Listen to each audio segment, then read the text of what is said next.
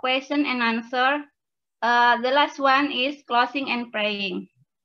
Now, let's open this class by saying Surah Al-Fatihah. A'udzu billahi minasyaitonir rajim. Bismillahirrahmanirrahim. Alhamdulillahi rabbil alamin. Ar-Rahmanir Rahim. Maliki yaumiddin. Iyyaka na'budu wa iyyaka nasta'in. Ihdinas siratal mustaqim. Siratal ladzina an'amta 'alaihim ghairil maghdubi 'alaihim waladdallin.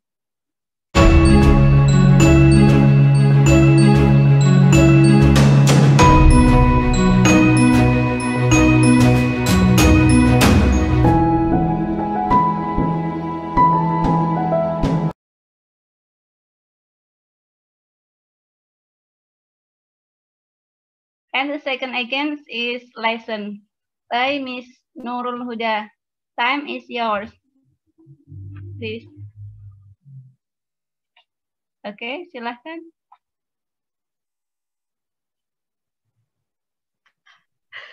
Baru nggak kalau termute.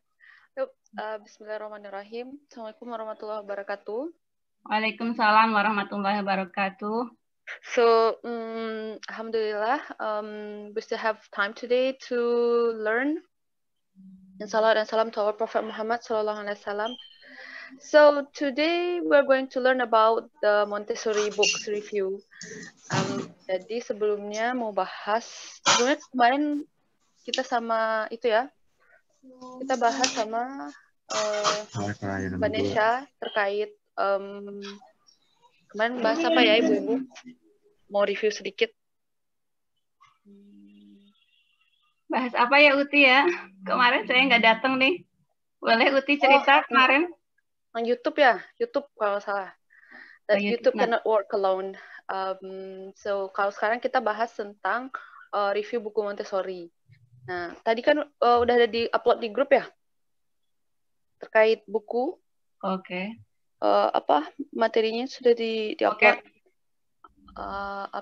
The Simple Vocab. No, I mean boleh minta tolong di upload Ustazah? Di share dokumen. Tadi sudah ada di post. Oh, sama Uma Fiza. Oh ya kah? Oh, oke, I see. Sip. Oh, berarti sama Uma Fiza. Bentar ya Ustazah ya. Oh, OTW. Baik, Uma. Gimana kabarnya ibu-ibu semua? Alhamdulillah. Baik. I'm fine. Semuanya. I'm fine.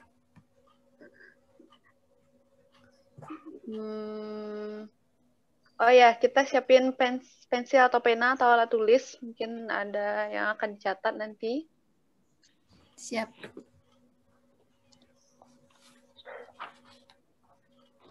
Tanggal berapa? 9, 10.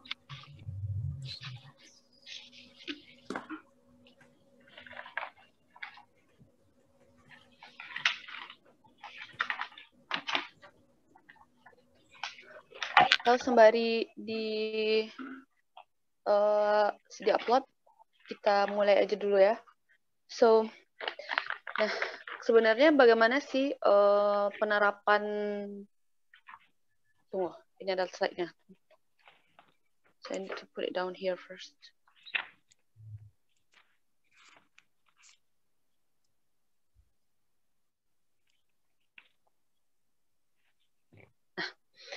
Jadi bagaimana penerapan bahasa Inggris atau penerapan buku Montessori itu di kehidupan sehari-hari, terus kemudian sesimpel apa kosakata yang akan kita ajarkan kepada anak-anak atau balita. Nah, yang pertama itu kita mesti paham lagi, di awal mungkin sudah kita pernah bahas ya, mungkin dengan Miss Nesha kemarin juga bahas tentang language acquisition atau pemerolehan bahasa. Nah, di pemerolehan bahasa itu yang pertama adalah listening, itu adalah mendengar. Kemudian yang kedua adalah speaking, itu berbicara. Yang ketiga adalah reading, baru yang keempat adalah writing atau menulis. Jadi tahap-tahap pemerolehan bahasa ini tidak bisa dulu-duluan. Jadi emang yang pertama itu mesti listening. Jadi kalau makanya kalau dalam Islam kan ketika bayi baru lahir itu disuruh diazankan kan. Nah, karena pemerolehan bahasa pesawat itu sebenarnya adalah listening. Terus kemudian setelah listening barulah kita bisa speaking. Mereka bisa ngomong. Jadi kalau kita menginginkan anak kita bisa berbicara bahasa Inggris, maka banyak-banyaklah paparkan mereka dengan suara-suara berbahasa Inggris. Nah, kemudian setelah itu setelah speaking, barulah kita bisa ajarkan dia reading. Nah, baru kita bisa ajarkan dia membaca. Nah, ketika kita ajarkan dia membaca, kita ngobrol dulu kan dengan dia kan, kita ngobrol baru kita kasih tahu ini bacanya ini. Misalnya A tulisannya kita suruh dia baca buku atau book. Oke, kita mention dulu kan, baru dia bisa read. Kita kasih tahu dulu, baru dia bisa baca. Nah, seseorang tidak akan pernah bisa menulis kalau dia nggak bisa baca kayak gitu. Jadi ketika dia sudah bisa membaca, barulah kita bisa ajarkan mereka writing. So next. Slide nomor berapa ya? Coba ntar. Next, yang mana? Next, Uma. Yang keempat kalau nggak salah. Kita keempat. Nah, ini yang tadi. Nah, ini. Language acquisition related to vocabulary. Nah, yang pertama itu adalah noun. Sebelumnya udah bahas ini, mungkin ini lebih deeper. Yang pertama adalah noun atau kata benda. Itu bisa kita cek di surat Al-Baqarah ayat 31. Allah mengatakan berfirman di situ bahwa dan kami ajarkan kepada Adam nama benda. So itu adalah kata benda kan, noun. Nah, para ahli linguistik juga mengatakan bahwa memang yang pertama kali yang dipelajari oleh manusia itu adalah yang bagus dipelajari ketika mempelajari bahasa itu adalah benda. Jadi jangan ajarkan dulu ke anak-anak, how's life? How are you? Is it okay? What's your name? No. Don't teach them that one first. You teach them noun first. Jadi benda-benda yang bisa dilihat kayak lampu, pintu, kursi, mata, tangan, jari. So that's the first things that you are going to teach them related to English. Nah, kemudian baru kita mulai adjective, kata sifat. Kata sifat itu adalah kata yang menerangkan benda. Jadi misalnya bendanya besar, big, small. The color, it's purple, yellow, or pink. Itu adjective, kata sifat. Kalau verb adalah kata kerja. Misalnya speak, eat, what else? Sleep, nah tidur. Itu adalah kata kerja. Adverb ini adalah yang menerangkan kata kerja. Contohnya, kamu ngomongnya cepat. You speak fast. Fast di sini adalah adverb begitu. Tapi adverb ini tapi jangan bingung dulu ya Bu Ibu, ini adverb ini insyaallah akan mudah. Kita kayak well, he's doing well. What else ya adverb? Contohnya lagi dia berbicara secara spontan. She speaks spontaneously. Nah, itu yang biasanya pakai li di belakang itu ada adverb. Yeah. They walk slowly. Itu adverb. Kayak gitu. Jadi itu yang harus kita pahamkan dulu, bahwa yang pertama mereka akan belajar listening dulu, baru kemudian mereka bisa ngomong, lalu baru mereka bisa baca, habis itu baru mereka bisa nulis. Setelah itu untuk pemerolehan kosakata yang pertama itu adalah kata benda, lalu adjektif, kata sifat, setelah itu kata kerja, baru adverb, baru setelah itu preposition, bla bla bla yang lain kayak in, at, on, something like that. So itu setelah itu. Oke, next. Nah, jadi salah satu cara mengajar dalam perbahasaan ada disebut dengan total physical response. Itu adalah itu mirip kayak apa ya? Mungkin pernah zaman dulu kita dipraktekkan oleh guru di kelas itu. I want to open the door. Terus gurunya pergi ke dekat pintu, terus gurunya open the door. So I put, book ya, misalnya ada buku. So I put the book on the table. I put the book on my left, or I put the book on my right. So this is total physical response. Kita suruh anak murid untuk ngerjakan hal yang sama, yang seperti yang kita lakukan. Nah, the same things when we do with our toddlers, ya, dengan balita kita bisa lakukan hal yang sama. Misalnya open the door, please open the door. Kita kasih tahu dia open the door nih kayak ini loh, nih buka pintu nih. Close the door, tutup pintu. Nah, terus yang paling sering berguna itu adalah put it back, letakkan lagi. Misalnya ada dia ngambil sesuatu dari rak, put it back Amal. So Amal will put it back. So, terus yang paling berguna ketika mereka ganti baju atau mandi. Put your hands up. Angkat tangannya. Put your hands up. Nah, kayak gitu. Atau ketika dia lagi main sama adiknya, could you share?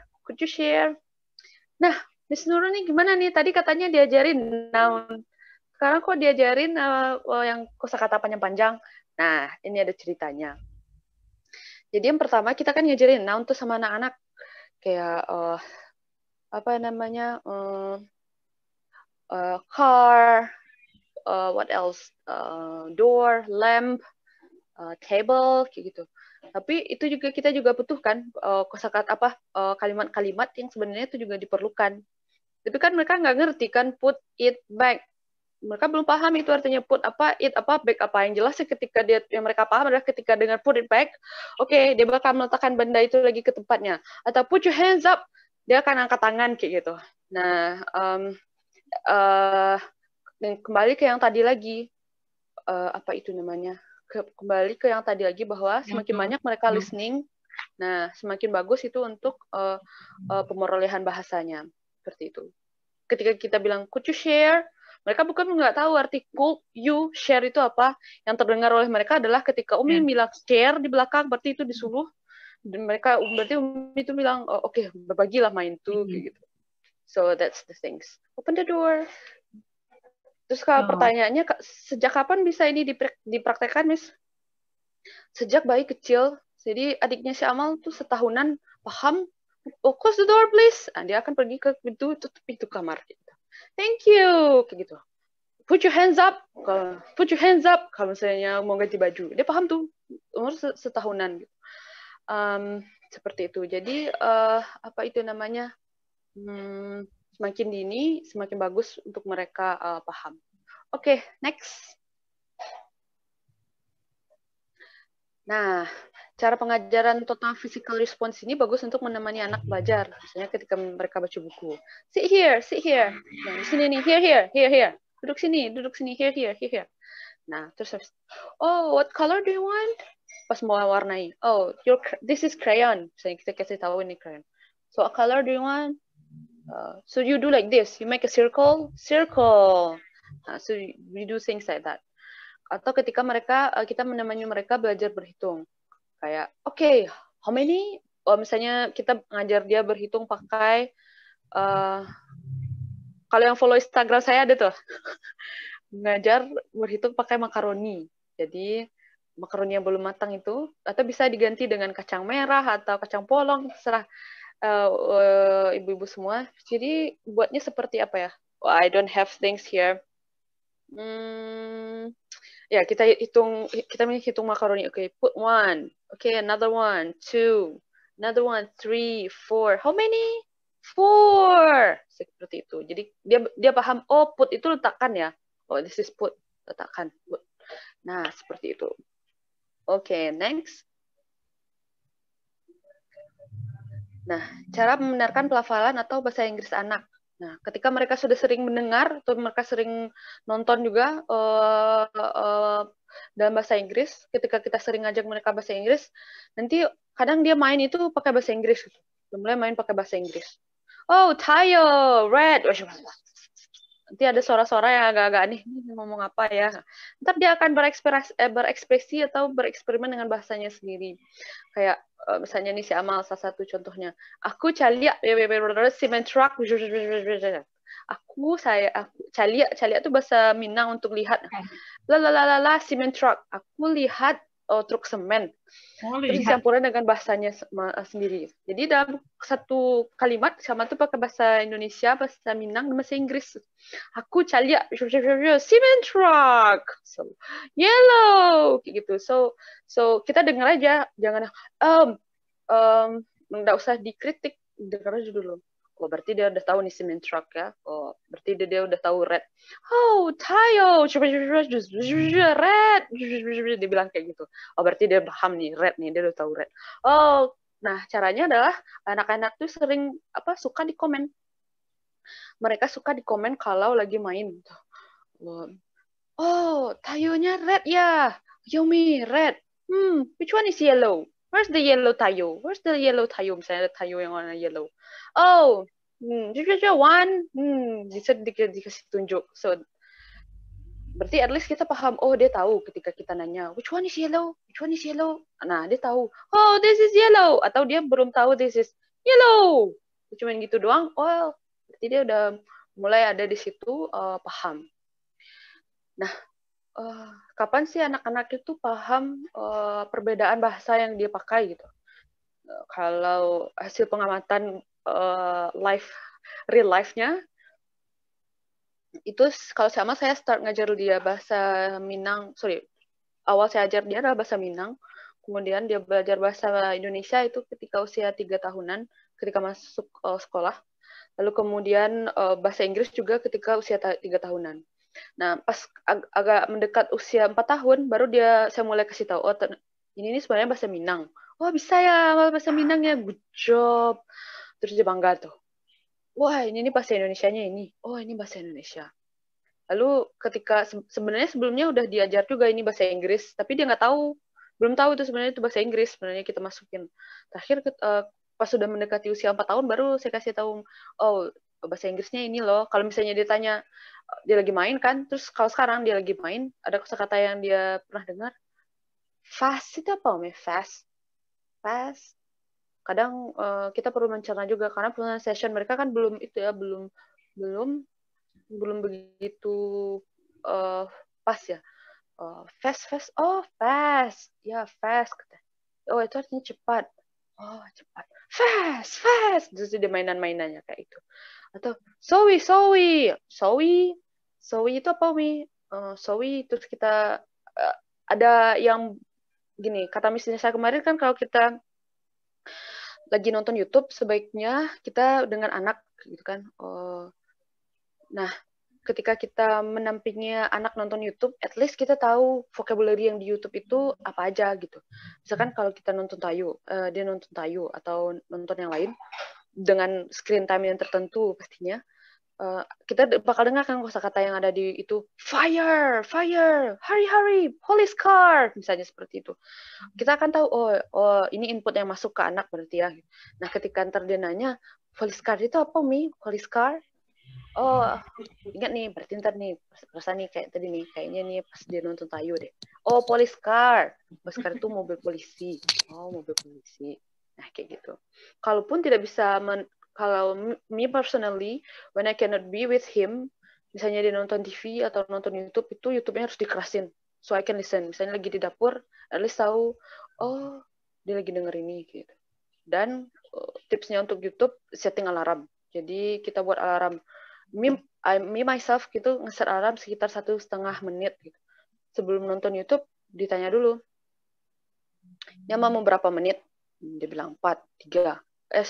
Mau berapa kali? 3. Oh ya 3 ya. Terus kita set alarm. Bunyi alarm itu 1 kali. Saya kayak gitu kan. Terus bunyi lagi. Udah ada 2 ya. Sekali lagi habis ini udah selesai. Ini 3. Wah ada 3 ya. Nah, karena di buku lain, di buku parenting yang pernah saya baca bahwa kita juga harus belajar bersepakat dengan anak. Terus pas ketiga, jadi pas ketiga dibilang gini, Mi tambah satu lagi ya. Dah, ya udahlah tambah satu lagi habis ini benar. Yubana yo, enggak tambah lagi. Beneran ya, enggak ditambah lagi. Ya Umi enggak tambah. So 4 kali. Nah, setelah 4 kali dimatikan YouTube-nya. Tapi kalau yang langganan YouTube, yang YouTube Premium, jadi masih bisa kedengeran sih suaranya, tapi gambarnya nggak kelihatan lagi ketika sudah HP-nya dimatikan. So, jadi kita bisa tahu yang didengar anak apa, dan ketika anak bertanya ke kita tahu. Wowi, sowi, oh sowi, oh kayaknya, oh slowly, iya Umi slowly itu apa Umi? Oh itu artinya pelan-pelan, slowly. So, itu dia cara membenarkan pelafalan bahasa Inggris anak. Ketika dia salah, jangan bilang, itu tuh bukan red, itu tuh yellow. Nah, not like that. Misalnya dia salah warna kan. Oh, dia bilang red, padahal itu yellow. Umi, ini red. Dia lihat dengan itu antusias. Oh, maksudnya yellow ya. Oh iya, yellow. Dia bilang pakai gitu. So, jangan bilang, kamu salah. No. Diusahakan untuk tidak menyalahkan mereka ketika mengatakan salah itu yang benarnya ini, bagusnya itu dikurangi ketika mereka dalam proses belajar bahasa. Selanjutnya Oke. Nah, ini nih review buku Montessori. Nah, tapi sebelum review buku Montessori, sejak kapan dikenakan anak buku sih? Ada yang bilang bahwa itu bisa sejak dari dalam kandungan dibacakan buku gitu. Kita beli buku, baca-baca itu bisa. Ketika bayi, kalau saya pribadi itu ketika dia sudah mulai aman megang benda sekitar usia 3-4 bulan itu sudah mulai dikenalkan buku yang board book ya, yang agak yang tebal ke bawah, tidak bawa contohnya.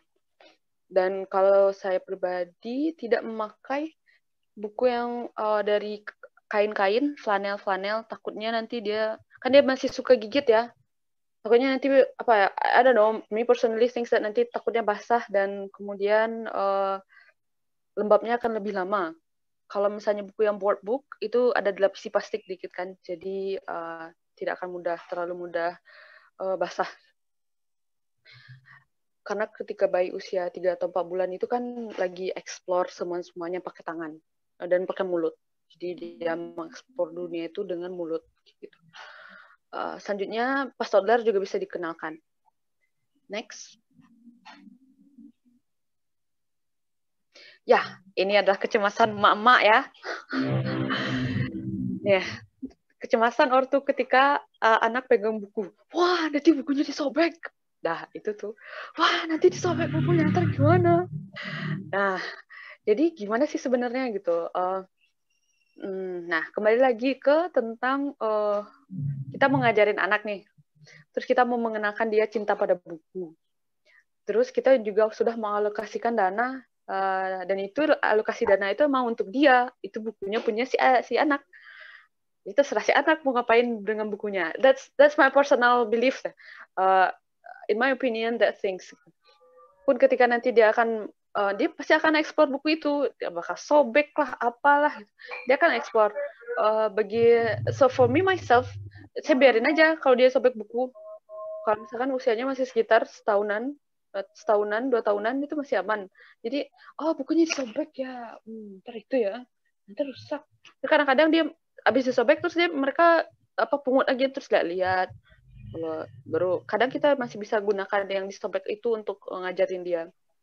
Nanti ketika dia sudah umur 3 tahunan baru mulai paham buku tuh nggak boleh disobek gitu. Kenapa saya membiarkan mereka menyobek buku? Karena I want to give them a good experience on with the book. Jadi mereka mempunyai pengalaman dengan buku gitu. Walaupun pengalaman itu salah satunya adalah menyobek. Jadi ketika mereka sebelum menyobek pasti biasanya dilihat dulu, ini buku ya. Nah, lihat bosan. Well, seperti itu. Emang butuh effort, tapi nanti I will tell you about something amazing after letting them experience have terexposure dengan buku. Next. Ya, nah ini salah satu buku. Ada beberapa review buku Montessori yang akan di show di sini. Salah satunya ini. Jadi, oh ya, saya belinya ketika lagi diskon. Nah, jadi di sini ada buku tentang at home dan gardens. Di dalam dua buku ini ada stikersnya, ada bagian untuk menggambar, mewarnai juga, dan ada untuk menggunting juga. Nah, ini bagus. Stickers itu bagus untuk ngelatih mereka detail kecil-kecil. Dia tahu nanti nempelnya di mana, itunya di mana. Nah, so this is about at home and gardens. Kalau gardens lebih tentang mereka juga belajar tentang life circle. Jadi apa itu namanya? Nanti ada seed dulu, ada biji, masukkan ke tanah, bisa ada rain. Setelah ada rain, nanti ada apa itu namanya? Ada cahaya matahari, and it grows gitu. Itu jadi pohon, jadi bunga. Nah, as a Muslim, we're going to say, ini Allah nih yang turunkan hujan, ini Allah nih yang punya tanah, yang punya biji, ini Allah yang bikin, kita aja yang masukin, ini Allah yang tumbuhkan. Nah, so things like that. Okay, next. Nah, this is very easy, very simple book. Itu tentang big or small. Cuma 3 warna. Ini untuk anak usia 0 sampai 12 bulan. Nah, dan ada beberapa nouns kayak ada elephant, ant, dinosaur, ice cream, candy.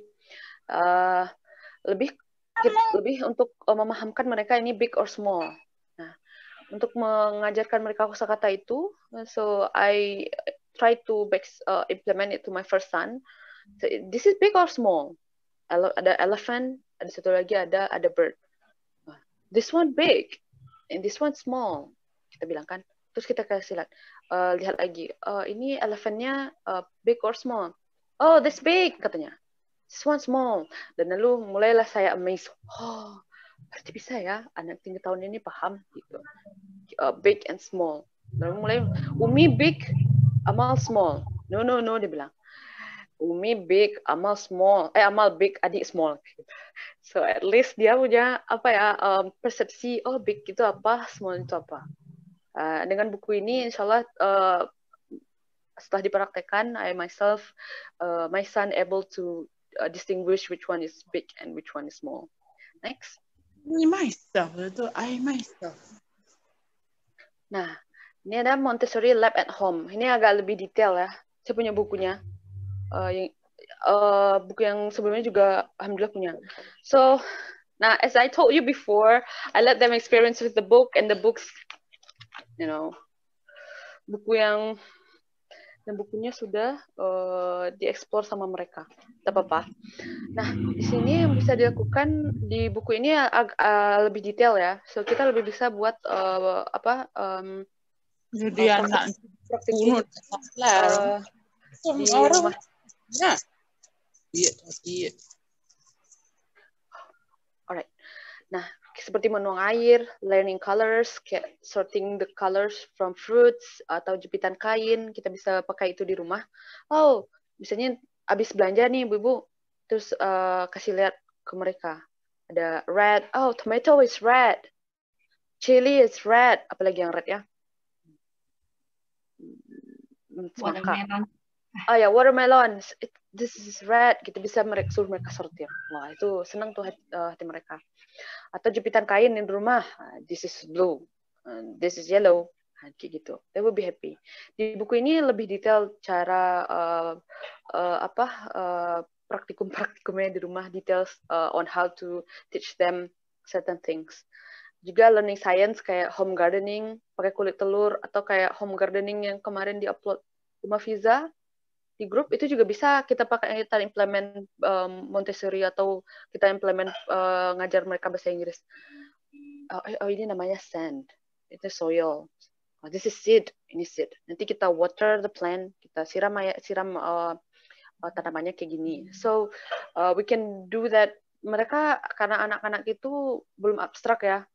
Mereka akan lebih mudah paham ketika itu tuh mereka bisa lihat, mereka bisa sentuh. Nah, itu akan lebih mudah masuk pembelajaran itu ke mereka. Atau creating shape with clay or play-doh. Nah, main play-doh atau kalau kita dulu main lilin ya. Ya, main lilin. Kalau sekarang mereka main play-doh atau clay. Atau shelling peas, buka biji buncis. Nah, bisa juga tuh. Atau sharpening pencils. Nah, ini nih caranya. Runcingin pensil tuh caranya kayak gini. Put inside and then you spin it like this. Nah, this is the way you sharpen it. Nah, kayak gitu. Atau break and beat eggs. Nah, kalau di dapur juga bisa kita ngajarin mereka. So you stand here, and this is egg. No, ini telur, egg. Oh, egg dia bilang. So untuk dipecahin telurnya, atau buka telurnya, so we break it this way.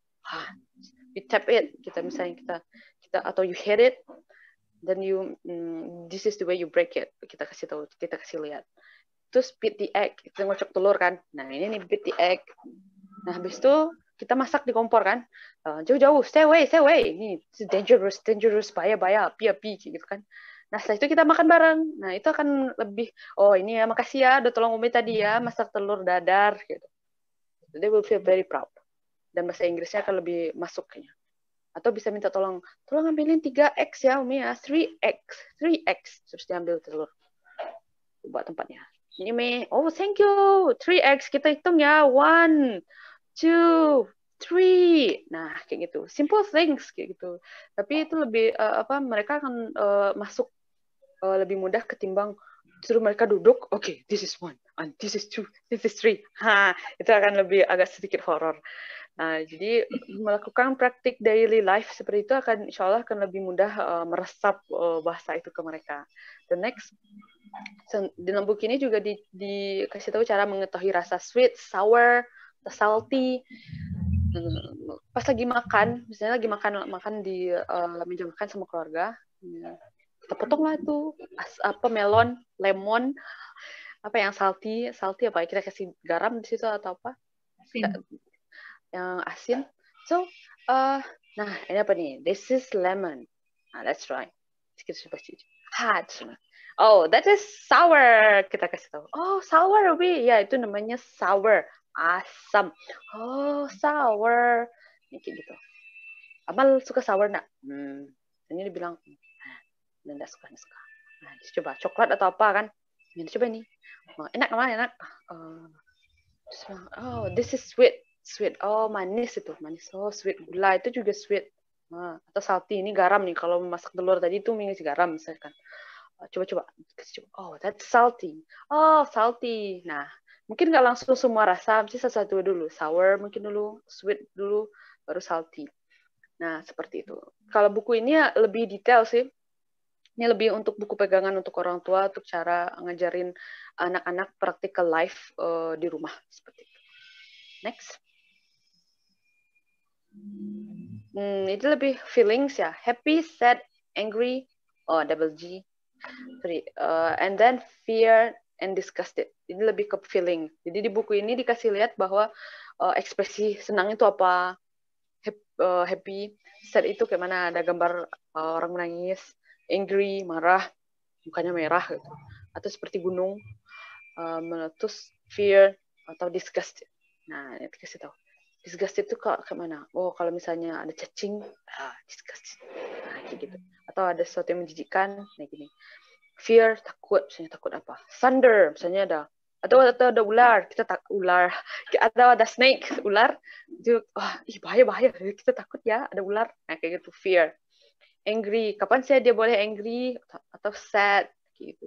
Jadi kita bisa, atau ketika dia sama, misalnya dia lagi main sama adiknya, terus mainnya diambil sama adiknya. Ya, malah angry nih. Angry. Nah, so they can use that words in their life after that. After we try to memperkenalkan, introduce them to the feelings. Okay, next. Numbers. Nah, numbers ini tentang pemahaman tentang jumlah dan angka. Ada stickers juga. Bikin juga menggambar dan mewarnai juga, menggunting juga, trace the track. Menjelaskan garis-garis nih kayak gitu di numbers ini. They enjoy it. Nanti at the end I will write it up apa yang terjadi setelah saya cobakan aplikasikan ini ke anak usia 3 tahun buku-buku ini. Next. Nah, human body. Human body, ini ada sedikit cerita unik ketika membeli buku ini. Jadi, sewaktu beli buku ini, saya kira itu tuh karena tulisannya Montessori method, bisa nih untuk anak 3 tahun. Ketika awal baca buku itu, ternyata itu ada buku untuk anak umur 6 sampai 7, 5 atau 6 atau 6 sampai 7 tahun. Nah, di situ ada tubuh, tulang, jantung, pernafasan, pencernaan, gitu. Oh, sistem saraf ada nggak ya? Nggak. Sistem jantung dan aliran darah gitu ada di situ. Nah, awalnya mikir, wah, salah beli buku nih, bukan untuk anak 3 tahun. Tapi karena tadi saya percaya bahwa buku itu adalah boleh dieksplor oleh anak, dan sejauh ini bukunya masih tentang masih aman. Terus saya biarin kalau si Amal mau nanya ya silahkan. Nah, ini apa Umi? Ini tulang. Oh, tulang. Terus saya pegang. Ini tulang yang kerasnya Amal. Ini tulang. Oh, this is bone. Yes, this bone. Terus ada gambar otak. What's this? Sorry, ini apa Umi? This is brain. Otak Amal. Di dalamnya otak. Umi ada otaknya Umi? Adalah. Semua manusia ada otaknya. Itu otak. Terus kemudian ditanya, ini apa nih Umi? Ini otot. Otot itu apa? Otot itu daging. Terus ini otot. Gitu. So, waktu itu saya sempat dengan Dr. Aisyah Dahlan bilang bahwa anak-anak itu mereka itu diberikan otak yang prosesornya itu adalah seperti prosesor komputer tercanggih di zamannya. Maksudnya apa di zamannya? Berarti kalau kita zaman dulu pas kecil, kita belajar tentang tubuh itu di biologi atau di IPA ketika kita SD kan misalnya SD. Atau kita belajar tentang otak depan, belakang, samping, kiri, kanan itu ketika kita SMP atau SMA. Nah, ternyata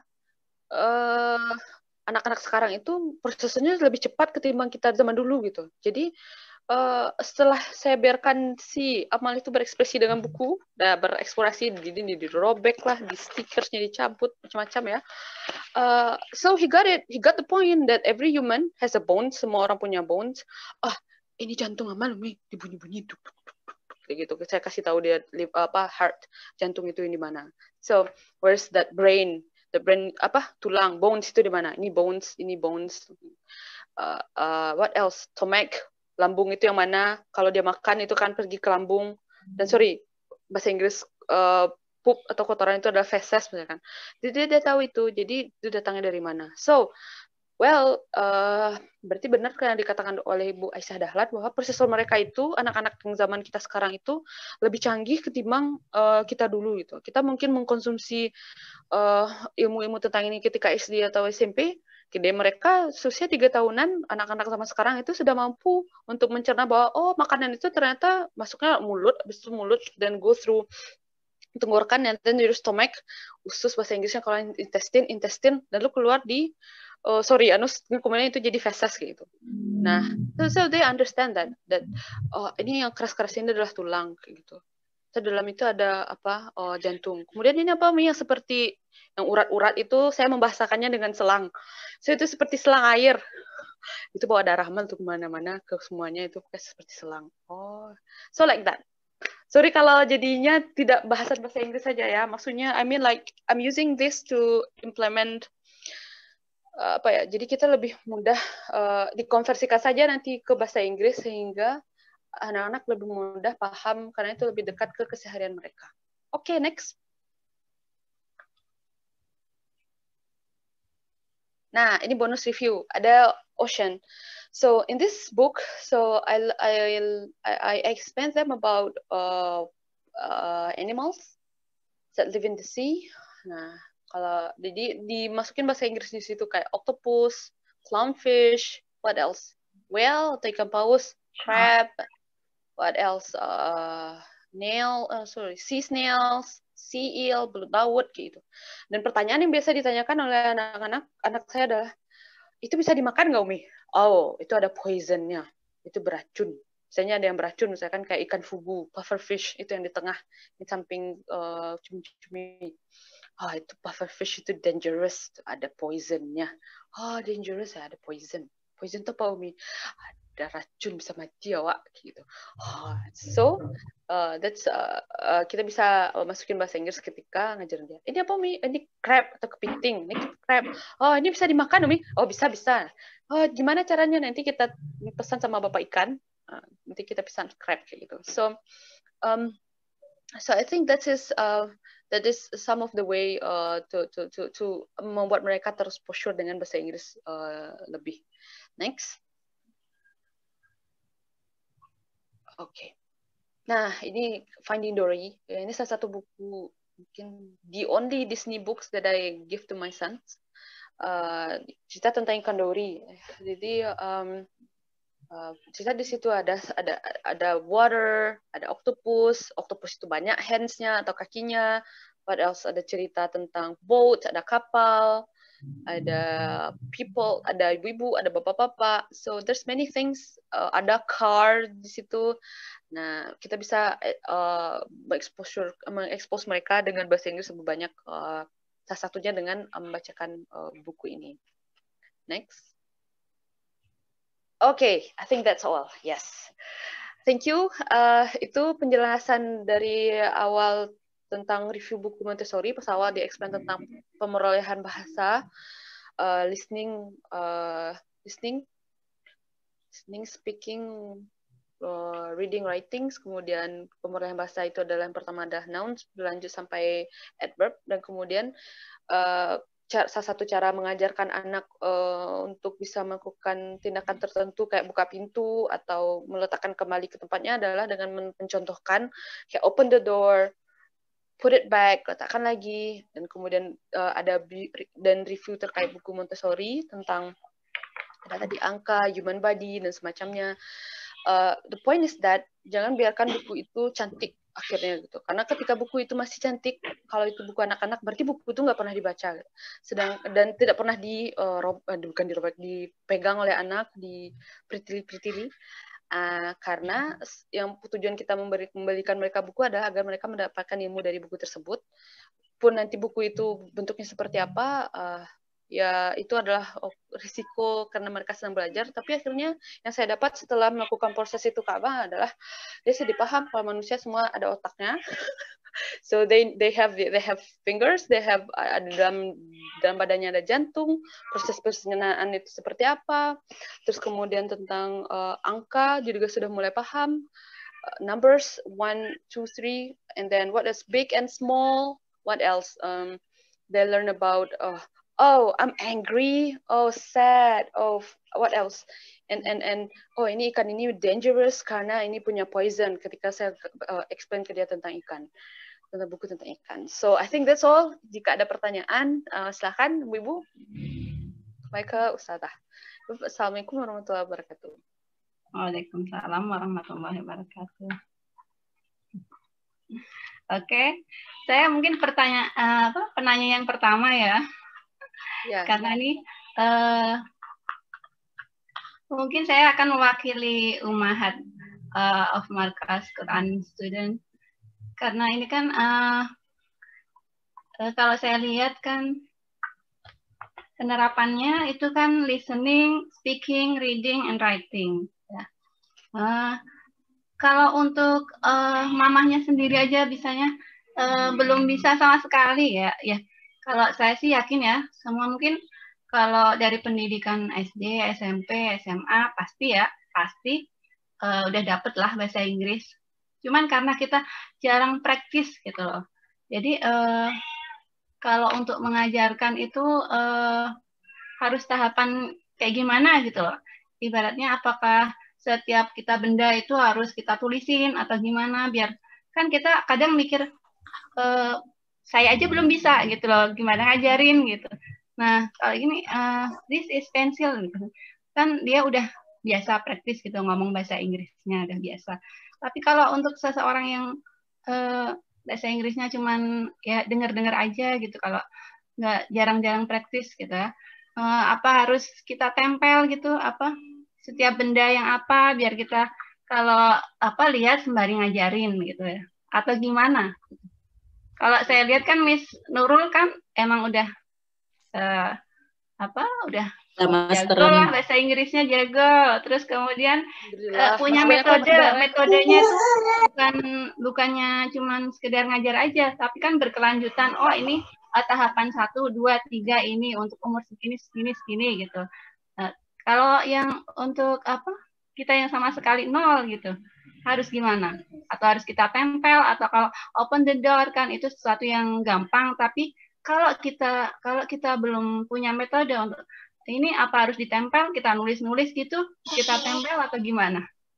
Berarti pertanyaannya lebih ke orang tua ya, Ustazah ya? Ya. Cara orang tua belajar. Nah, oke, sip, interesting question. Nah, cara orang tua belajar adalah yang pertama itu motivasi. Nah, itu dia tuh. Pertama ada motivasi. Kita mau mempelajari bahasa ini, kenapa gitu. Baru setelah itu kedua, setelah saya, jadi di dunia itu ada namanya polyglots. Polyglots itu adalah orang yang bisa bahasa 10, 7, 5 bahasa, 4. Itu dia bisa lebih banyak bahasa gitu. Dan dia bilang bahwa, saya nonton itu di TEDx, bahwa tidak ada detail, kalau untuk orang dewasa ya, tidak ada detail, tidak ada detail cara belajar bahasa yang fun. Ini loh, ini pasti akan cocok untuk kamu. Itu nggak ada gitu. Yang bisa adalah kita menemukan sendiri apa sih yang fun untuk kita gitu. Yang fun untuk seorang Nurul Huda, belum tentu fun untuk Ustazah Halimah gitu. Belum tentu fun untuk Ibu Rafani gitu. Nah, jadi bagaimana caranya mengetahui? Jadi kita keep di trial aja. Trial, sepertinya saya suka deh kalau saya sticky notes terus tempel. Nah, ini kayaknya TV. Ini dinding, ini wall. Ini kalau pergi ke dapur, ini bahasa Inggris tentongnya seperti lah. Kayak gitu. Kalau Ustazah Halimah suka kayak gitu, ya coba dulu ditempel. Tapi kalau anak-anak, ini ngapain Umi? Ini nempel, ini belajar nih bahasa Inggris, ini ditempel. Jadi kayak waktu saya belajar bahasa Spanyol. Ini sekarang lagi belajar bahasa Spanyol, tapi belum lanjut. Jadi ketika belajar bahasa Spanyol, baca buku kan, saya beli bukunya. Terus, El Casa, what else? El Grande, gracias muchas. Itu Mi belajar apa Mi? Bahasa Spanyol. Gracias itu apa Mi? Oh, thank you. Muchas itu apa? Much. Oh, gracias muchas. So things like that. Terus jawabannya de nada. Oh, you're welcome. Jadi kita dengar itu. So ketika nyuci piring, soalnya itu put on headset. Terus di YouTube jeng cuci piring. Ceritanya tentang misalnya sekarang di Amerika lagi ngapain ya? Saya lagi suka dengar tentang general election, pemilunya Amerika. Itu agak lucu kan? Jadi covernya aja cuci piring, kepalanya mikirin, oh di Amerika lagi ini ya, cara mereka ngatasin COVID kayak gini ya. Oh ini ada vocab baru. Oh it's interesting. Lagi cuci piring. So this is how I do it. So kemudian ketika resep, so my personal ketika set resep kan, kayaknya kalau misalkan baca resep, karena suka makan makanan Jepang sama makanan-makanan agak barat-barat gitu kan, so kalau kita baca search di YouTube yang bahasa Indonesia, kayaknya nggak we don't get the real from the real first sources, dari source yang pertama, jadi agak diadaptasi dengan lidah lokal kan, jadi saya maunya yang asli gimana sih, so search pakai harus bahasa Inggris kan ke YouTube. Wah, ini nggak paham orang ini bilang apa ya. Sekarang sudah ada itu kan title-nya kan. Kita bisa search. Oh, ini apa sih maksudnya? Quarter cup-nya apaan sih? So search di Google. Oh, quarter seperempat. Dah lanjut. So I think that's in daily life, that's how I learn it. Jadi ibu-ibu bisa search, nanti saya sepertinya senang apa ya? Saya kayaknya senang fashion lah. Oh, fashion. You go to YouTube tentang fashion, atau saya sukanya sejarah lah kayaknya, sejarah peradaban Islam misalkan. Goes to kalau saya waktu itu nonton itu bisa search film Omar itu pakai bahasa Arab kalau nggak salah, tapi ada translatannya bahasa Inggris kan. Nah nonton itu ada translatannya. Kalau saya dulu suka sampai sekarang juga suka nonton film kartun kayak Kung Fu Panda, matikan subtitlenya. Jadi matikan gitu, jangan pakai subtitle. Oh, ini apa dia ngomong apa ya? Ini kayaknya si Ponya lagi ngamuk deh. Oh, denger aja dulu. Nanti 10 kali, 50 kali nonton atau dengar itu bakal paham gitu. At least akan terdengar, oh ini. So, that's how I do it gitu. Jadi anak-anak nggak bakal melihat kita tuh, jangan jadi superhero untuk anak-anak. Maksudnya, I can do anything, I'm good at anything. No, show them that we also learn gitu. Kasih tahu mereka bahwa Umi ini juga belajar loh gitu. Umi ini juga belajar bahasa sama kayak kamu. Gitu. So, sama lah Umi itu ternyata sama nasibnya dengan kita gitu saya. Saya juga belajar bahasa, Umi juga. Jadi jangan terlihat di depan anak tuh sebagai superhero. Jadilah seperti manusia biasa yang juga sedang belajar gitu. Bahkan ketika sedih, misalnya, it's not English, but I think I need to tell you also. Saya sedih nih nangis. Kenapa nangis Umi? Ternyata Umi lagi sedih. Kenapa yang sedih? Saya cerita. Apa ya? Cerita apa misalnya? Sedih kenapa ya? Sedih karena bukunya hilang atau apa? Lupa. Apa? Ya lupa nih. Saya kasih tahu. Berarti sedih itu boleh dan menangis itu boleh. Tapi tidak menangis sambil nusuk-nusuk pakai pisau. Enggak kan? So that is we show them. Jadi yang pertama adalah cari mana yang lebih mana yang lebih kita suka. Tidak ada, kalau untuk adults ya, kalau me personally think that tidak ada satu semua orang akan bisa dengan cara ini, tidak ada. Yang ada adalah kita coba trial, coba kita suka yang mana, lalu kita aplikasikan itu ke kehidupan sehari-hari dan be konsisten gitu. Jadi konsistenlah dengan itu. Jadi anak-anak juga akan semangat. Min semangat belajar, saya juga semangat. Ketika kita tidak paham, ya Min itu apa? Tunggu ya, Min belum tahu. Ayo kita cari di YouTube. Ya gitu. Atau ntar ya mencari dulu di Google. It's okay gitu. Ini bacanya ini loh. Ntar kita gunakan bersama. That's fine. Gitu. Okay, thank you. You're welcome. Maybe Mom Rahmani or the others want to ask something? Ustazah izin tanya ya. Okay. Miss Nurul tadi kan menyampaikan kalau yang tahap belajar itu salah satunya itu tahap awalnya itu listening. Nah ini sepertinya mirip sih sepertinya sama yang ditanyakan sama Ustazah Halimah tadi. Kita sebagai orang tua itu gimana ya cara ngajarinya gitu. Nah kalau listening sendiri pakai apa gitu ya, Miss ya, ngajarinya apa? Kita tuh download lagu-lagu Inggris atau percakapan bahasa Inggris atau apa gitu. Nah, saya nggak ngerti nih caranya yang untuk listening. Terima kasih. Oke, welcome. Nah, jadi kalau saya pribadi, di rumah kan sebenarnya ada settingan waktu maksimal mereka itu, dan sedang berusaha untuk benar-benar melakukan screen time itu dengan baik dan benar gitu, berusaha mencoba disiplin. Idealnya itu sekitar satu jam ya. Saya mencoba memaksimalkan itu 1 jam sehari. Kadang keledor sih, kadang bisa 2 jam. Tapi idealnya sebenarnya saya setnya 1 jam. Nah di rumah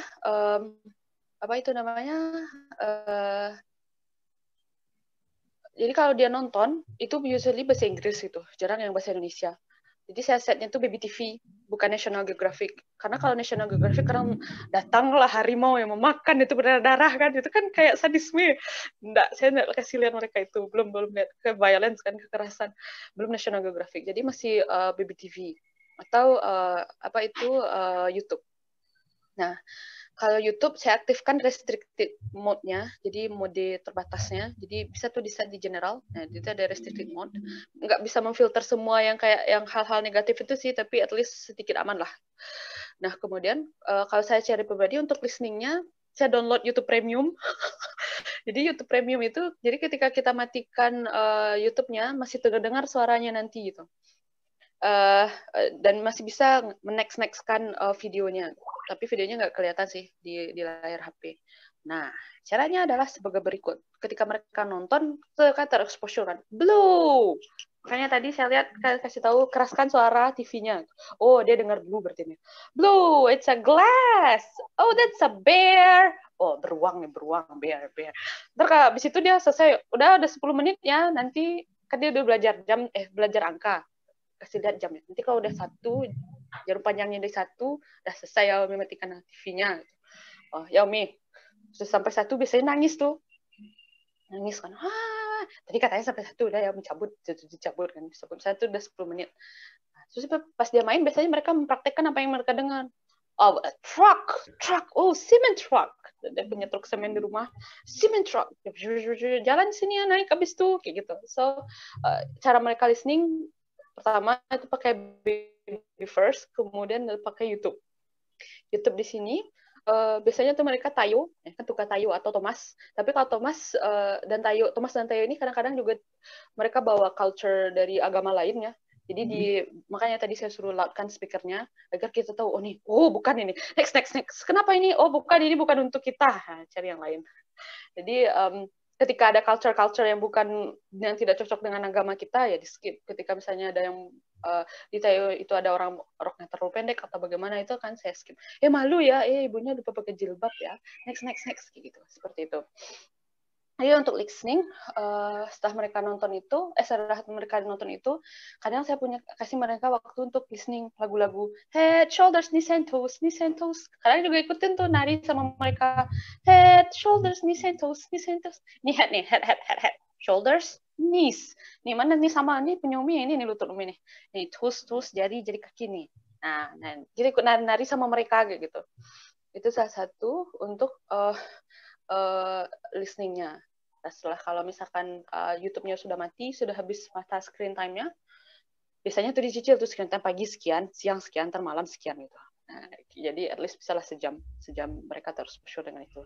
Masih kita mau dengarkan lagu dance yang tadi, atau Baby Shark dudu. Nah, Baby Shark. Nah, Mommy Shark, nanti kadang diganti jadi Umi Shark dudu, Abi Shark dudu, adik dia kan punya adik Shark dudu. So Shark tuh punya teeth-nya tuh tajam, Mamal. Nah, dia tahu teeth tuh gigi, sharp tuh ikan hiu. Nah, kayak gitu untuk belajar listeningnya. Jadi mostly media yang digunakan adalah Baby First dan YouTube. Terkadang YouTube-nya saya biarkan dia dengar sendirian, karena ketika saya download YouTube Premium, itu tuh sudah tidak ada lagi iklan. Jadi nggak ada pop-up iklan-iklan yang aneh-aneh lagi ketika nonton YouTube. Jadi ketika nonton Tayo, ya beneran Tayo gitu. Jadi lebih ke konten lagi yang kita perhatikan nantinya. Saya lagi cuci piring, terus dia 10 menit, atau sekitar 6,5 menit nonton YouTube. Dia kan setting alarm dulu tuh, pas di HP 3 kali alarm ya, 4 kali. Nah, kayak gitu. Listening-nya lebih seperti itu. Gitu. Ntar ada lagi kira-kira tambahan ya. Nah, ada yang kemarin dikasih tahu sama Miss Nesha. Jadi kalau misalnya ibu-ibu mau, saya juga mau mengaplikasikan itu sih, tapi belum didiskusikan sama abinya. Jadi kita harus set tuh di rumah itu berapa persen kita mau menggunakan bahasa Inggris. Misalnya kita menggunakan bahasa Inggris sekitar 25% percakapan sehari-hari dengan abinya. Nggak penting dulu bahasa Inggris saya nol Ustazah. Umi bahasa Inggris saya Miss Nurul nol. I don't care. What I care is seberapa banyak ibu-ibu mempraktekkan apa yang telah ibu-ibu pelajari tadi. I want to go to the kitchen. Misalnya Uminya mau duduk, kakak duduk sini ya. Umi want to go to the kitchen. Kitchen tuh apa Umi? Dapur. Umi mau cook the rice, mau masak nasi. Iyalah. Kita yang simpel-simpel aja dulu, sembari kita mempelajari bahasa Inggris di hal-hal yang kita suka.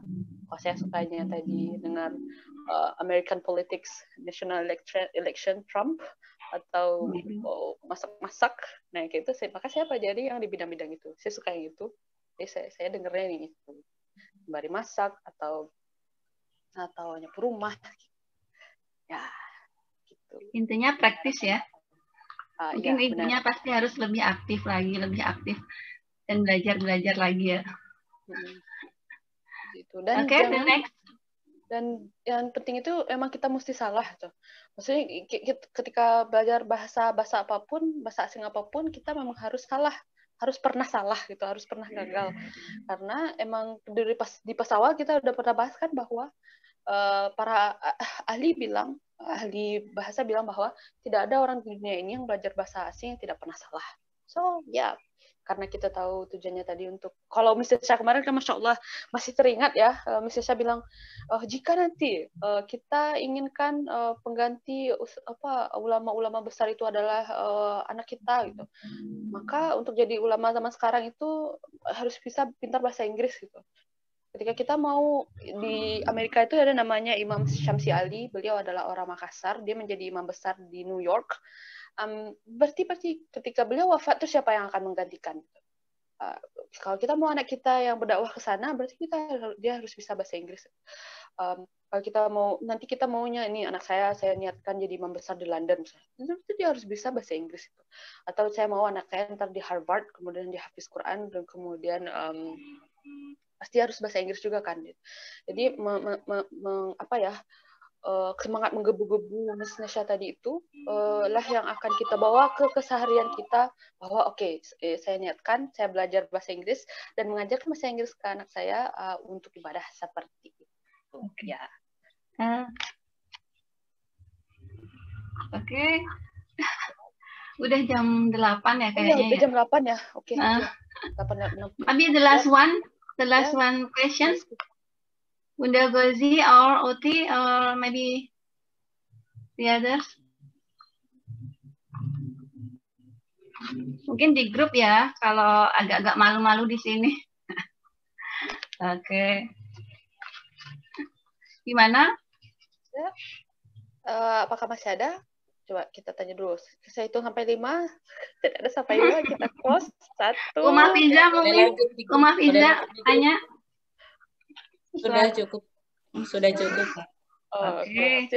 Oke. Thank you so much. I say to Miss Nurul Huda, has her knowledge and expression that may be useful for us. Okay. Jazakillah khair. Miss Nurul. Okay. Finally, we come to the off in this class. I ask presenter, very sorry if there are many mistakes in bringing this class. Let us close this class with doa penutup majelis. Subhanakallahumma wa bihamdika asyhadu an la ilaha illa anta astaghfiruka wa atubu ilaik. Okay. Thank you Ummahat for attention. Maybe inshallah we'll meet in the next class in 2 weeks later. Okay. Assalamualaikum warahmatullahi wabarakatuh.